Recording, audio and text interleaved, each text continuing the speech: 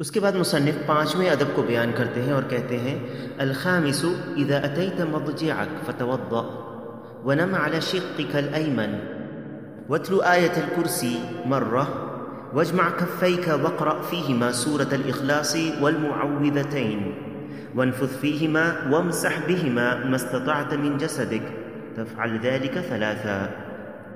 یعنی پانچواں ادب، جب آپ سونے کے لیے اپنے بستر پر آئیں تو وضو کر لیں اور اپنے داہنی کروٹ ہو کر سوئیں. ایک مرتبہ آیت الکرسی پڑھیں اور اپنے دونوں ہتھیلیوں کو جمع کر کے ان میں سورہ اخلاص اور معوذتین پڑھیں. پھر ان میں باریک لعاب کے ساتھ پھونکیں اور انہیں جہاں تک ہو سکے اپنے جسم پر پھیریں اور اسے 3 مرتبہ کریں. مصنف نے پانچویں ادب میں سونے کے آداب کو ذکر کیا ہے اور اس میں 8 مسائل ہیں. پہلا مسئلہ مصنف کا یہ کہنا اذا اتیت مضجعک فتوضأ، یعنی جب آپ سونے کے لیے اپنے بستر پر آئیں تو وضو کر لیں. اور مضجع سے مراد رات میں سونے کی جگہ ہے، کیونکہ عرب جب اس لفظ کا استعمال کرتے ہیں تو اس سے مراد ان کے رات میں سونے کی جگہ ہوتی ہے، نہ کہ دن میں، کیونکہ ان کی عادتوں میں سے یہ ہے کہ رات میں سونے کے لیے ان کی ایک جگہ ہوتی ہے مگر دن میں سونے کی کوئی خاص جگہ مقرر نہیں ہوتی، کیونکہ دن میں وہ معاش کی تلاش میں رہتے ہیں اور اس دوران کبھی وہ اپنی تجارت کی جگہ پر اور کبھی کسی اور جگہ پر وہ سو جاتے ہیں اور اپنے گھر میں لوٹ کر بھی سوتے ہیں. لیکن رات میں سونے کی جگہ پر وہ عادتاً دن میں نہیں سوتے، کیونکہ رات میں سونے کی جگہ پر عادتاً گہری نیند آتی ہے. اور وضو کا جب مطلقاً ذکر آئے تو اس سے مراد شرعی وضو ہے جو نماز کے وقت کیا جاتا ہے. لہٰذا جب ہم میں سے کوئی رات میں سونے کے لیے جائے تو وہ وضو کر لے جیسے کہ نماز کے لیے وضو کرتے ہیں. پھر مصنف دوسرے مسئلے کو ذکر کرتے ہیں، کہتے ہیں وَنَمْ عَلَى شِقِّكَ الْأَيْمَنِ، اور اپنی داہنی کروٹ ہو کر سوئیں، یعنی اپنا داہنا کروٹ زمین کی طرف رکھیں جس پر جسم ہو.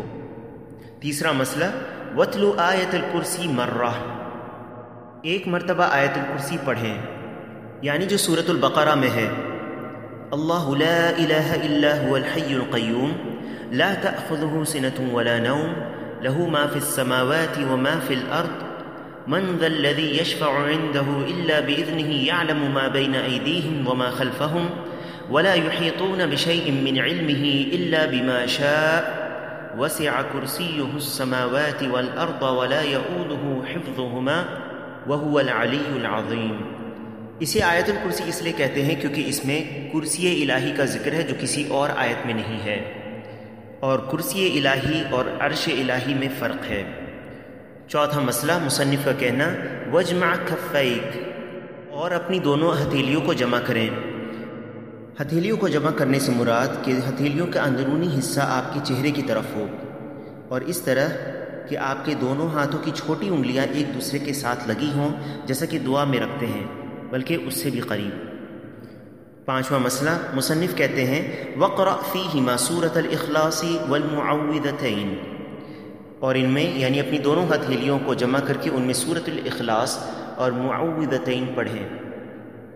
سورۃ الاخلاص سے مراد قل هو اللہ احد پوری سورہ پڑھنا، اور معوذتین سے مراد قل اعوذ برب الفلق اور قل اعوذ برب الناس آخر صورتوں تک پڑھنا.